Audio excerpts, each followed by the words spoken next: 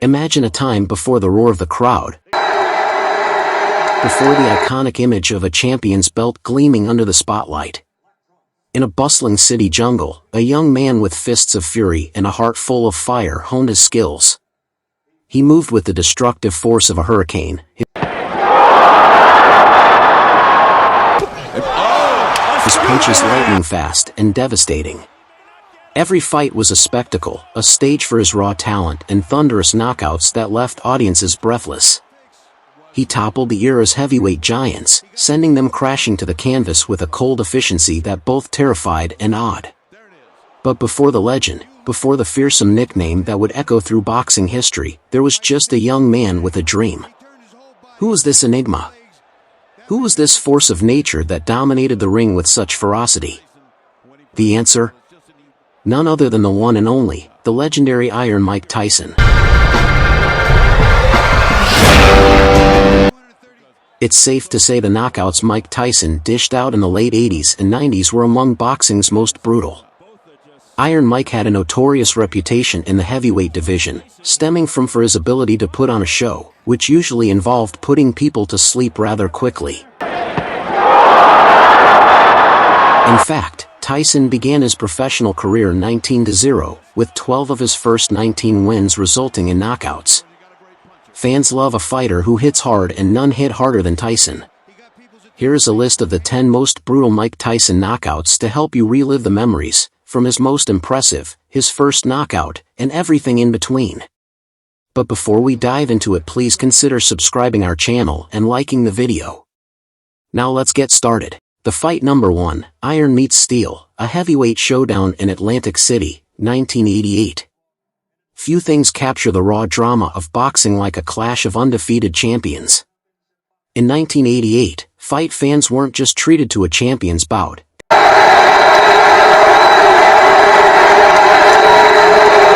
They witnessed history in the making.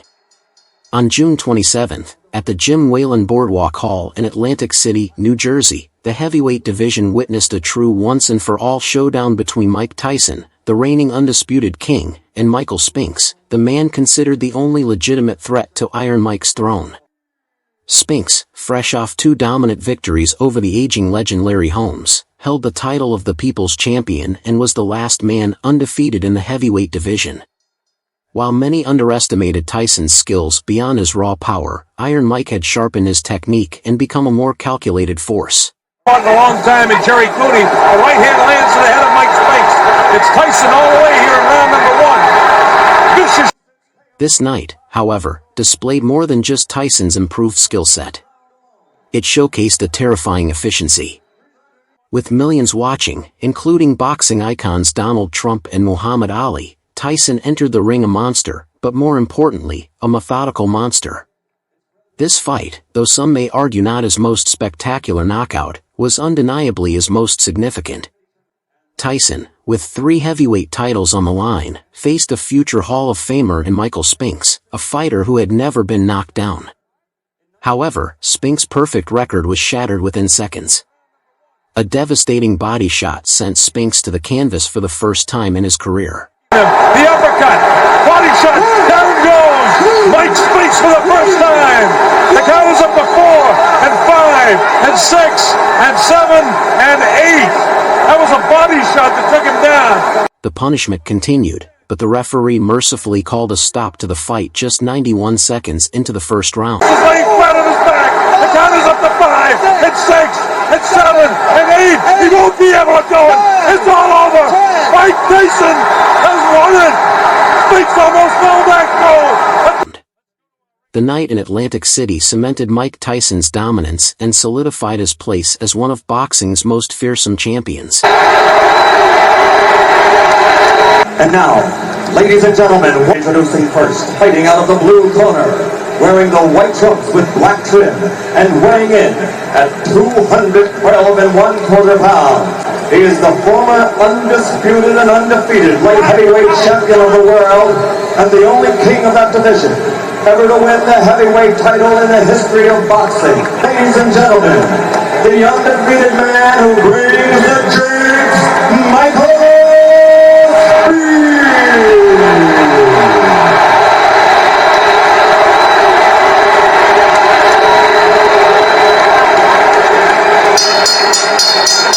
fighting out of the red corner, wearing the solid black trunks and weighing 218 and 1/4 pounds. Heavyweight champion of the world,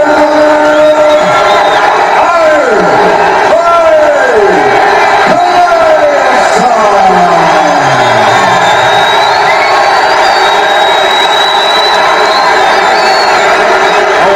This crowd. Are there any questions by either of you? Both of you touch gloves. Good luck to both of you. Millions and millions of dollars on the line. Billions of people literally around the world watching this fight. Hope you're enjoying it.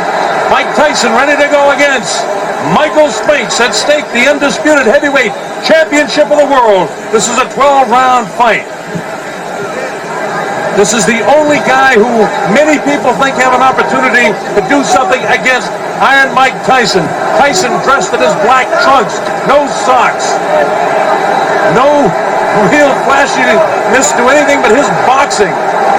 Michael Spinks, on the other hand, dressed in his white trunks with the black trim, the white shoes, and we're just about ready to go. The opening bell, let's see what happens. Tyson attacks immediately, cuts off the ring, throws a wild right hand. This is round one, what just underway. Spinks not able to hold him off so far with a jab. He tries to come back at him, but Tyson walks right through it. Tyson showing no fear, no respect at all here in round one.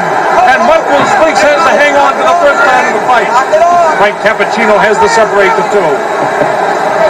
Absolutely no fear and no respect by Tyson for any jabs or anything that Mike Spinks can do. Tyson just looking for the opportunity to land a vicious left hook and then a right hand. While Michael Spinks was successful against Larry Holmes, an aging Larry Holmes, and he was successful against the guy that hadn't fought in a long time in Jerry Cooney, a right hand lands to the head of Mike Spinks. It's Tyson all the way here in round number one. Vicious shots to the body. Nothing really heavy landing yet, but he's taking them. The uppercut. Body shot. Down goes Mike Spinks for the first time. The count is up to 4 and 5 and 6 and 7 and 8. That was a body shot that took him down. Here comes Mike Spinks in. He leaves with the right hand. Down he goes. I don't think you get up from this. Mike Spinks is laying flat on his back. The count is up to 5 and 6 and 7 and 8. He won't be able to do it. It's all over. Mike Tyson has won it. Spinks almost fell back though. A dramatic first round knockout for Mike Tyson. Unbelievable fight. It came in the first round. And the timer tells me 1:31 of the first round. One of the fastest knockouts in heavyweight history. It came at 1:31 of the first round. The fight number 2, Iron Mike makes quick work of Frazier in Glens Falls, 1986. Unbeaten Mike Tyson took another step toward a heavyweight championship fight with a devastating first-round knockout. It was on July 26, 1986, at the Glens Falls Civic Center in New York. The boxing world witnessed another glimpse into the terrifying future of the heavyweight division. A young, undefeated Mike Tyson, with a hunger for the championship title, faced Marvis Frazier, son of the legendary Smokin' Joe Frazier. This fight wasn't merely a contest, it was a statement. Both Tyson and Marvis Frazier were known for their aggressive styles and love of knockouts. While Frazier, boasting a 16-1 record with one loss, was expected to put up a fight, the night belonged to Iron Mike. The bell rang, and Tyson wasted no time. System if the rounds wind up even, and the 3 knockdown rule is... He charged across the ring, a flurry of punches exchanging between the two fighters. Within a mere 30 seconds, it was over. Tyson, with a lightning-fast combination, a left jab setting up a devastating right uppercut followed by a powerful right cross, sent Marvis Frazier crashing to the canvas. Uppercut, and Marvis is hurt! Frazier is down! Referee Joe Cortez stepped in to end the fight, marking the fastest knockout of Tyson's young career. This wasn't just a victory, it was a showcase of raw power and precision that solidified Tyson's position as a top contender. At only 20 years old, ranked second by the WBC and 8th by the WBA, Iron Mike had sent a clear message to the heavyweight division. The future is here, and it's hungry. And there is a live look at Marvis Frazier, who has just entered the ring here in the Glens Falls Civic Center. The record 16-1 with 7 knockouts. There are the vital statistics on the young man who is attempting to continue his father's legacy in the sport. Now entering the ring, the local favorite, trains and lives in Catskill, New York, has fought so many of his bouts here in the Albany, Troy, New York area.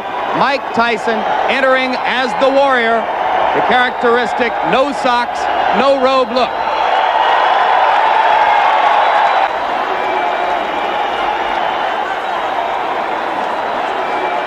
To begin, the referee is Joe Cortez.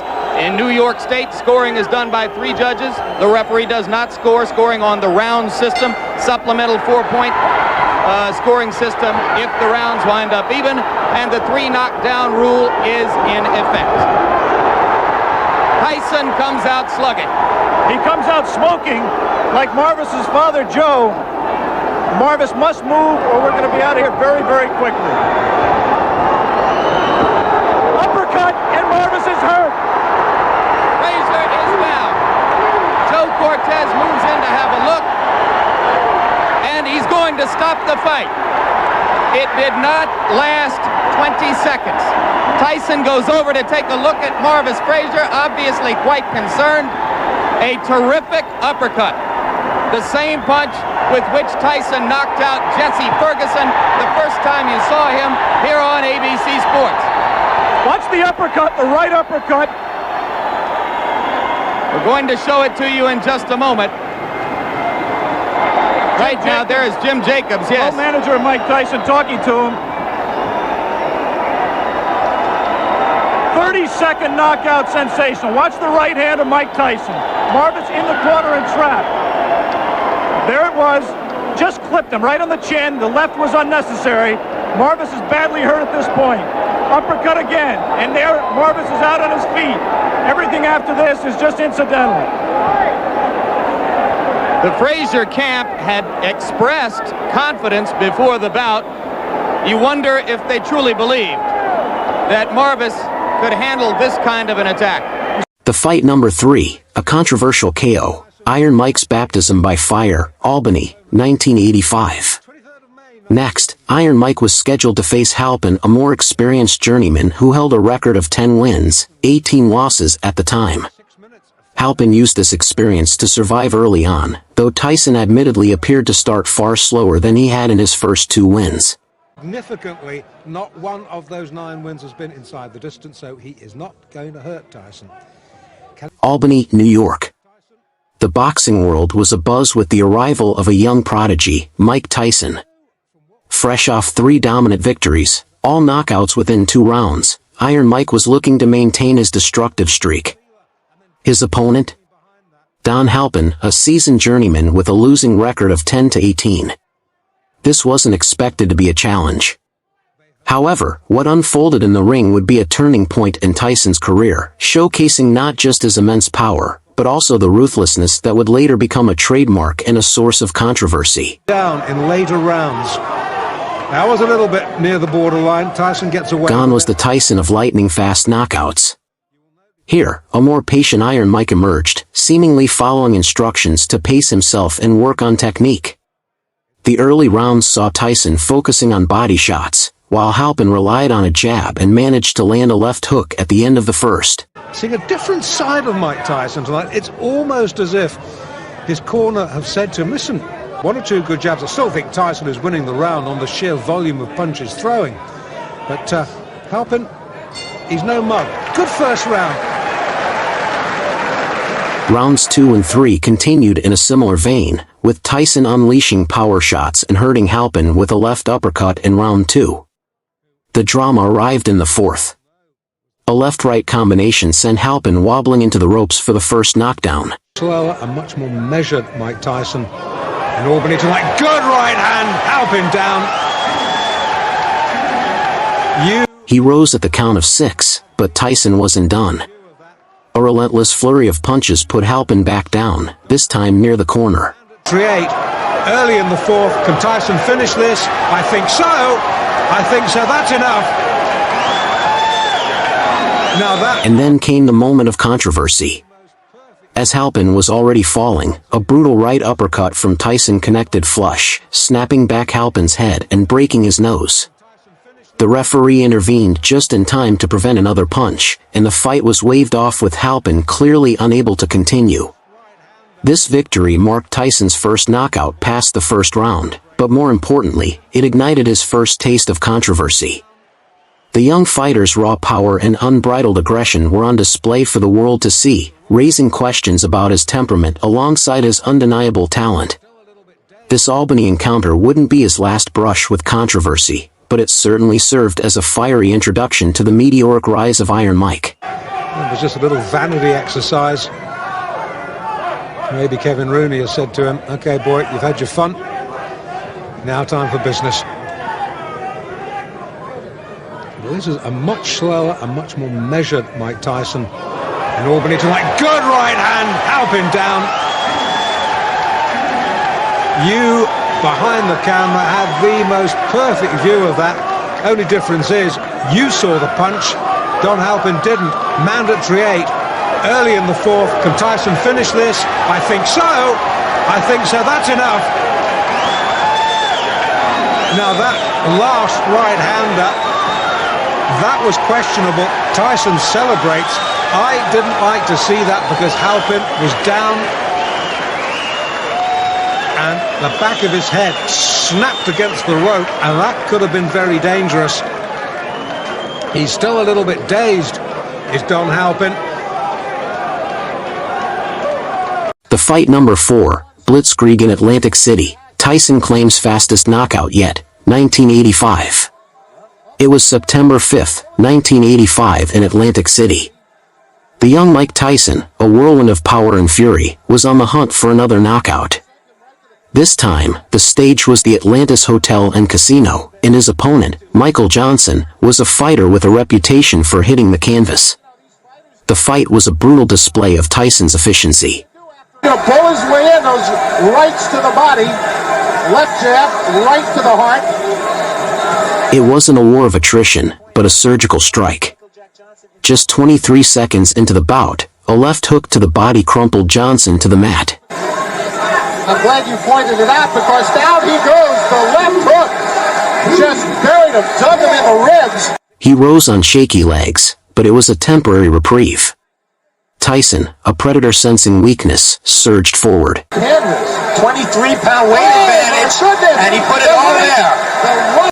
A single, devastating right hand found its mark, Johnson's jaw. The impact was instantaneous, lights out. The referee didn't even need to begin a count. Johnson lay motionless on the canvas before being helped to his stool. At just 19 years old, Iron Mike had claimed his first-round knockout, and in doing so, set a new record for his fastest finish yet. This wasn't a dance, it was a demolition. While it may not have been the most spectacular display compared to future fights, it showcased the terrifying efficiency that would become a hallmark of Tyson's reign. Johnson's record spoke for itself, 4 knockouts in his last 6 fights. But against the rising force of Iron Mike, it was a mere formality. Right to the heart. Quickly want to point out, first fight for Michael Jack Johnson in 2 years. I'm glad you pointed it out because down he goes, the left hook. Just buried him, dug him in the ribs. I think it was a left and a right. Johnson went goodbye. That left hook just caught him and sent him right to the canvas. 23-pound weight advantage, and he put it all there. The right to the head, and it's all over. Goodbye. I hope he's not hurt because that was a brutal, wide-open punch. The fight number 5, a promise kept, Iron Mike floors Holmes in Atlantic City, 1988. It was January 22nd, 1988 in Atlantic City. The air crackled with anticipation as 2 heavyweight titans squared off in the ring. In one corner stood Larry Holmes, the former champion, a man who had dominated the division for a decade. In the other, a young Mike Tyson, an undefeated force of nature, brimming with raw power and a surprising personal vendetta. This wasn't just a fight, it was a fulfillment of a promise. As a teenager, Tyson, alongside his trainer Cus D'Amato, had watched in horror as a past his prime Muhammad Ali was dominated by Holmes. A fire ignited within Tyson, a vow to avenge his idol's defeat. The fight itself was a masterclass in Tyson's explosiveness. Both of them were. Here he is, Larry Holmes in white, and Mike bangs for the bosses into Larry Holmes. For 3 rounds, Holmes, the crafty veteran, used his experience to frustrate the young champion. But Tyson, showcasing underrated head movement, was landing his own sharp jabs. Then, in the 4th round, everything changed. Tyson unleashed a sledgehammer right hand that sent Holmes sprawling. 4th round is the biggest problem. Oh! Right hand! Down goes! But right now, Mike Tyson is in charge. He's the boss, and Larry's... The old champion rose, but his legs were unsteady. A relentless combination followed, sending Holmes down again. For the big shot. Right hand hurt Larry again. He's back to the body. Goes to draw right hand. With seconds left in the round, a flurry of punches left Holmes sprawled on the canvas, the fight emphatically over. This wasn't just a victory, it was a symbolic moment. Tyson, at 21 years old, had not only cemented his dominance in the heavyweight division, but had also kept a promise made years ago. He had avenged Ali's defeat, proving himself worthy of his idol's legacy. While some might dismiss this victory as a young Tyson overpowering an aging champion, a closer look reveals its significance. No other fighter throughout Holmes' long career was able to replicate what Tyson achieved that night. Tyson had defeated both of the men who had conquered Ali in his twilight years, etching his name not just in the heavyweight record books, but also in the lore of boxing history. This fight, often overshadowed by Tyson's other spectacular knockouts, deserves recognition as a testament to his raw talent, unwavering determination, and the emotional connection that fueled his rise to the top. That spin the head. All fighters coming up to round number 4. Holmes' gut swinging that left hand in front of him. Shades of Holmes of old. Center. You're watching Larry Holmes. Oh, look at this. Larry up and he stole rounds, but doing it at the start of a round is something different. And now here he is back to the... Oh, left hook got Larry. Great fights of all heavyweight history. 4th round is the biggest problem. Oh, right hand, down goes. But right now, Mike Tyson is in charge. He's the boss, and Larry's down for the... There's lightning in the fist. Big right hand, followed up. The end of a great career is imminent. For the big shot. Right hand hurt Larry again. He's back to the body. Goes to draw right hand. Gets clipped with a big right hand. He won't get up from this one. It's all over. Joe Cortez has seen it up, and Larry Holmes is knocked out. He doesn't count him out, but he's out. It looked a bit like Larry was in the process of throwing a right hand to get caught up in the ropes, and so he's totally exposed, and Mike throws one more right hand, and that's all the inside of Larry's skull could take. Ladies and gentlemen, here's the official time. The end comes at 2 minutes, 55 seconds of the 4th round. The winner, and still the undisputed, undefeated heavyweight champion of the world, Iron Mike Tyson. The fight number 6, Vegas rematch, Iron Mike crushes Tillman in 1st round. It was June 16, 1990. Caesar's Palace, Las Vegas. The ghosts of amateur battles loomed large as Mike Tyson, the heavyweight king dethroned, stepped back into the ring. Across from him stood Henry Tillman, the Olympic gold medalist who had twice denied Tyson's own Olympic dreams. This wasn't just a comeback fight, it was a heavyweight grudge match 6 years in the making.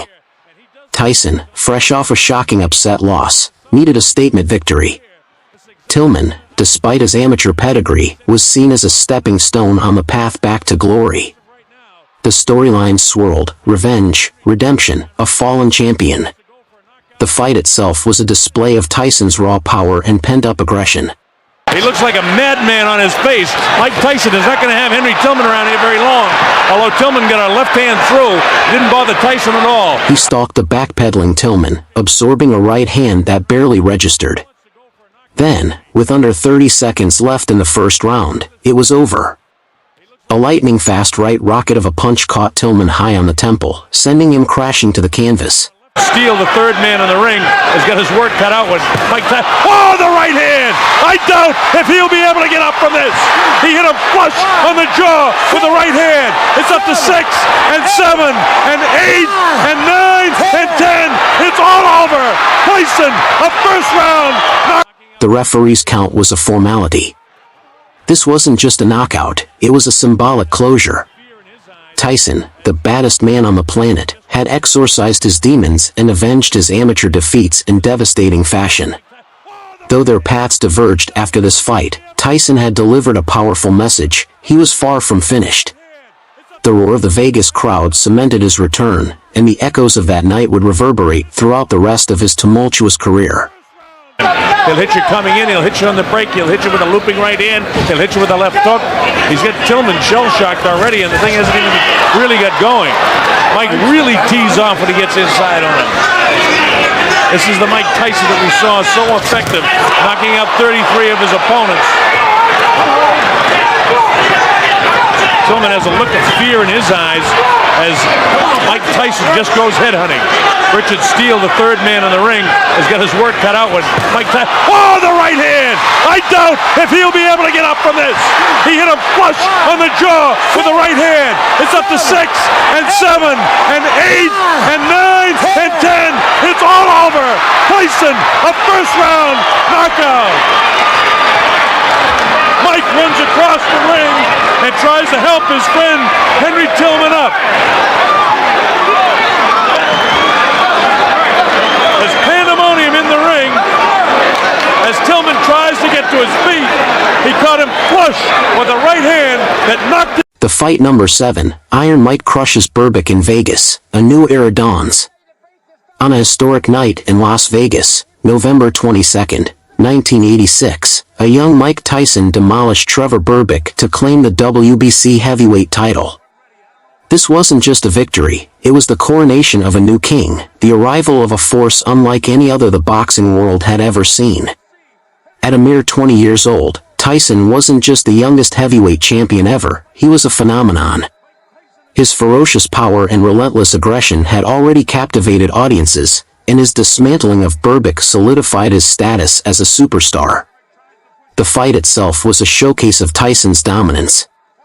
Berbick, a seasoned veteran, was no match for the young prodigy's speed, precision, and raw power.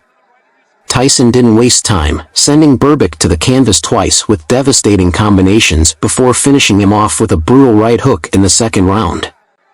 This victory wasn't just about Tyson's physical prowess, it was about the aura he carried. He exuded the confidence of a champion long before he even held the belt. His flamboyant entrance, complete with a black towel draped over his shoulders, was as much a part of the show as the fight itself. Tyson's meteoric rise ushered in a new era in heavyweight boxing. He brought back the excitement and drama that had captivated audiences in the past. While his career wouldn't follow the linear path many expected, the night he crushed Berbick in Vegas remains etched in boxing history.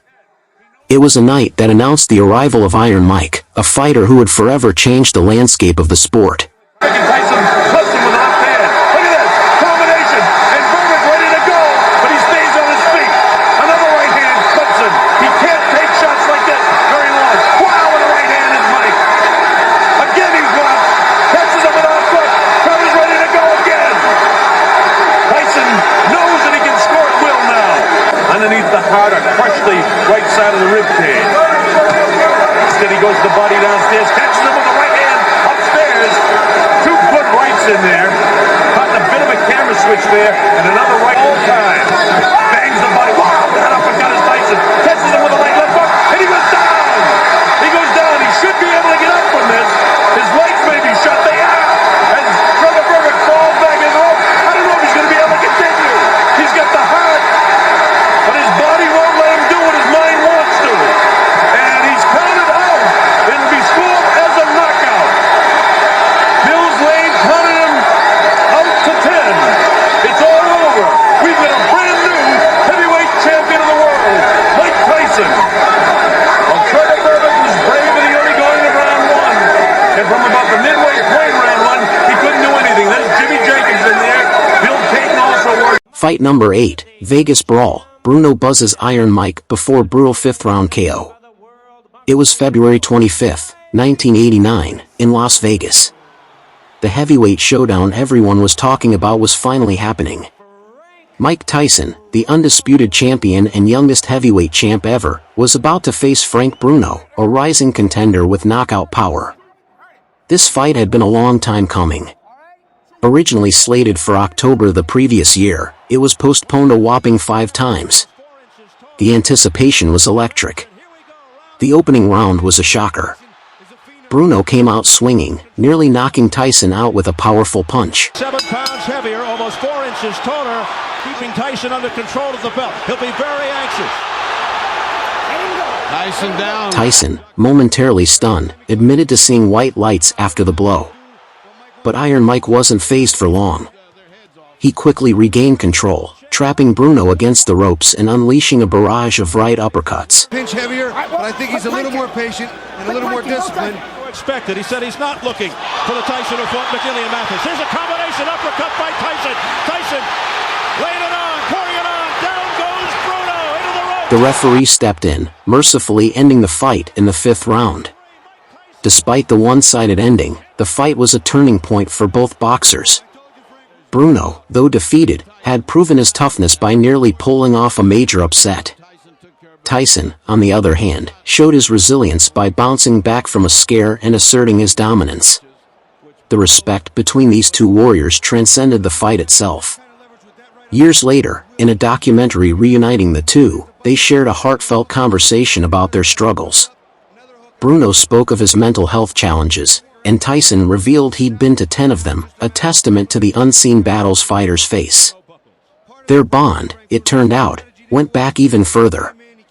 They'd sparred together years ago, when Tyson was just a teenager.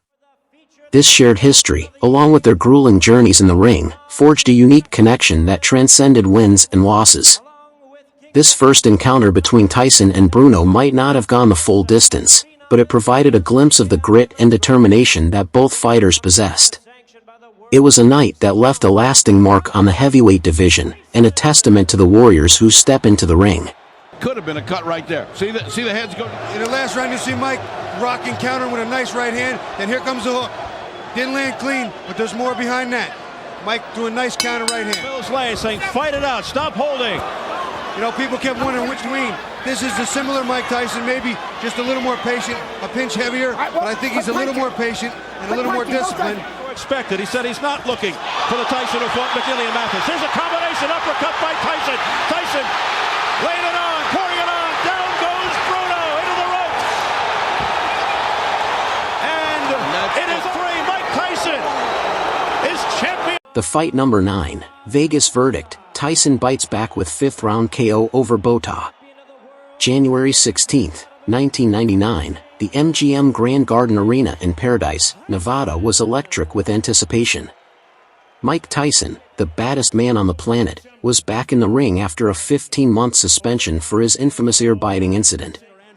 Emerging to DMX's It's Dark and Hell is Hot, a steely-eyed Tyson, sporting a Be Real t-shirt, left no doubt about his intentions. This was more than a comeback fight, it was a statement. Tyson, facing Francois Bota, had promised a knockout, and though it took longer than expected, he delivered in dramatic fashion. The first 4 rounds were a struggle for Tyson. There's both the ability to combat this. Both doesn't look afraid. And that jab, you're right. Bota, the unexpected underdog, outboxed the rusty champ. But Tyson, fueled by determination, kept the pressure on. Holyfield did. And Tyson avoiding everything Mike does. The tension boiled over in the first round when a post-bell scuffle nearly erupted. Despite Bota's early success, Tyson wouldn't be denied. With just 12 seconds left in the 5th, Iron Mike landed a devastating right hand that crumpled Bota to the canvas. He's not throwing too far in the 11th round. First time punch with both. Now again. But Tyson just showing no speed. Punches. Oh! A beautiful right hand. Down goes Bota. He may not get up. Botha attempted to rise but ultimately succumbed to Tyson's power. The fight was over, and Tyson, with a triumphant roar, reclaimed his place as a knockout artist. This wasn't a vintage Tyson performance, but it was a significant one. It proved he still possessed the raw power and fighting spirit that captivated audiences. The bite fight may have tarnished his legacy, but in Vegas, Tyson showed he wasn't done yet. The roar of the crowd was a testament to his enduring presence in the boxing world. And he got He's not throwing too in the 11th round. First punches. A beautiful right hand. Down goes Botha. He may not get up. Botha, it's over. It's over. Mike Tyson. When you got a great puncher. Was he lucky? Working his way in, he got people's attention, made them put their hands up. Take a look. It's a short, chopping right hand. There it is. Right on. You look at the body. He turns his body into this. Mike steps into him, bang. He turned his whole body, his hip, his legs. That man got hit with 230. Because this is so typical of Tyson when he punches well. It's just an As Botha just staggers back to the rope. Running up in the front row. It was Mike Tyson who went over there to Mike Tyson. The fight number 10, Atlantic City upset. Tyson crushes Williams in 93 seconds. Atlantic City, New Jersey. July 21st, 1989. The undisputed heavyweight champion, Mike Tyson, was looking to make another quick and brutal statement. His opponent, Carl Williams, a familiar face from their sparring days. Back then, Williams held his own against a young Tyson with a sharp jab. But this time, things were different. This was Iron Mike in his prime. The fight was a whirlwind. Both fighters exchanged punches, but Tyson's relentless aggression forced Williams to hold on for dear life. It's so strong, that should help him as long as he keeps that right hand up and watch Tyson's left hook. Then, with a flash of power, Tyson unleashed a left hook that sent Williams crashing to the canvas.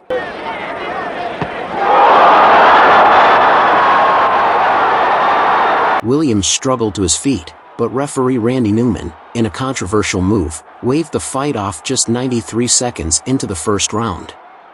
Was it a fair stoppage? The referee's reasoning was that Williams' blank expression and wobbly legs after getting up indicated he wasn't ready to continue.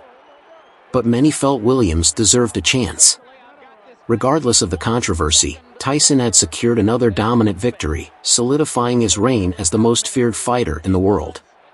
Whether it was a clean win or not, one thing was certain: underestimating Iron Mike was a recipe for disaster. Punches, illegal punches, he will accommodate him and throw the same punches back. Well, Frank Bruno felt the sting of Tyson's elbow several times. As other opponents have complained, they have felt it as well. All right, that's it. I'm here. Here we go. Get back.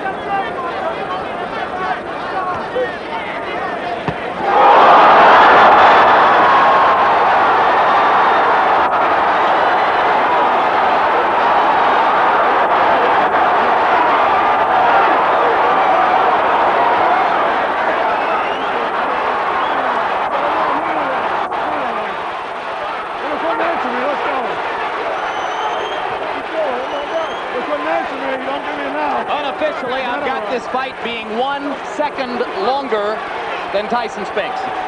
A minute 32 instead of a minute 31. It was, as you started to point out, again, Larry, a left hook. Williams was very unhappy at the end of that. Randy Newman, the referee, asked him a question.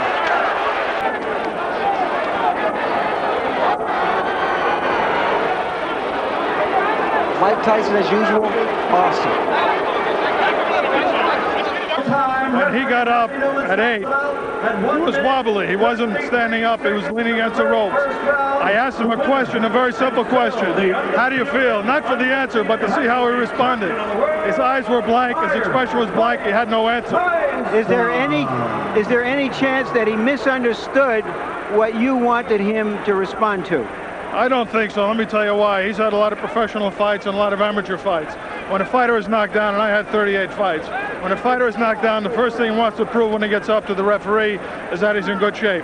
Number one, he wasn't standing on his feet, he was leaning on the ropes. Number two, he couldn't answer me. And number three, his eyes were dead. Thank you very much, Randy. And now back to ringside. All right, thanks very much, Larry, and thank you for pointing out that the crowd is booing, as there were obviously a fair number within this congregation who did not feel that the bout should have been stopped quite so quickly. What happened from your point of view? Did you see him really dazed? Well, no, I noticed my trainers would tell me we were slipping and hooking. So when we slip, because usually I come in that slip and I get in there, and that's the hardest part of getting in there, and I never threw the punch. And so we were practicing on your slip. As soon as you're in there, instantaneously, bing, throw the punch. And I did, I was successful. Were you surprised that he stayed on top of you as much as he did, that he didn't try to move? Oh, I loved it. I loved it. I just knew it took it just for a matter of time. I loved it. So you knew that as soon as he was doing that you were going to get a clean shot sooner or later. Exactly. And my punches were accurate and pinpoint. And I knew eventually I was going to get him. He has a reputation for getting hit with left hooks. Were you looking for that opening? No, I was very confident. I wanted to hit him, catch him with a good right hand. Believe me, my right hand is my favorite punch, but I never catch anyone with it. You know, it's my best punch, and I always hit guys with left hook. All right, we're going to try to take a look at the where's the monitor? At the monitor, if we can find it, so that we can determine what happened. Champion non-pro. All right. Okay, it was a clean left hook. Did you? I mean, you sparred with him years ago. We know that it didn't mean anything. Were you surprised that he went so fast? Well, no, I knew if I catch someone clean, they'll go, regardless who they are. Mm-hmm. But you know, when the referee he hit him with a shot, it looked like he was able to get up. But I guess the referee called what he saw, because I didn't think he was hurt that bad. But I know I hit him with a clean shot. Speculate for me. How long would it have taken you to get him down a second time if the fight went on? Oh, no problem. I'd have been all over him. Maybe it's better that the referee did stop early. I would have been all over him. That's when I'm most dangerously, when I know I have someone hurt. Please, if you enjoyed watching this video, then consider subscribing, and you will love our future videos. I mean, Thanks for watching. With him years ago, we know that it didn't mean anything. Were you surprised that he went so fast? Well, no, I knew if I catch someone clean, they'll go, regardless who they are. Mm-hmm. But you know, when the referee he hit him with a shot, it looked like he was able to get up. But I guess the referee called what he saw, because I didn't think he was hurt that bad. But I know I hit him with a clean shot. Speculate for me. How long would it have taken you to get him down a second time if the fight went on? Oh, no problem. I'd have been all over him. Maybe it's better that the referee did stop early. I would have been all over him. That's when I'm most dangerously, when I know I have someone hurt.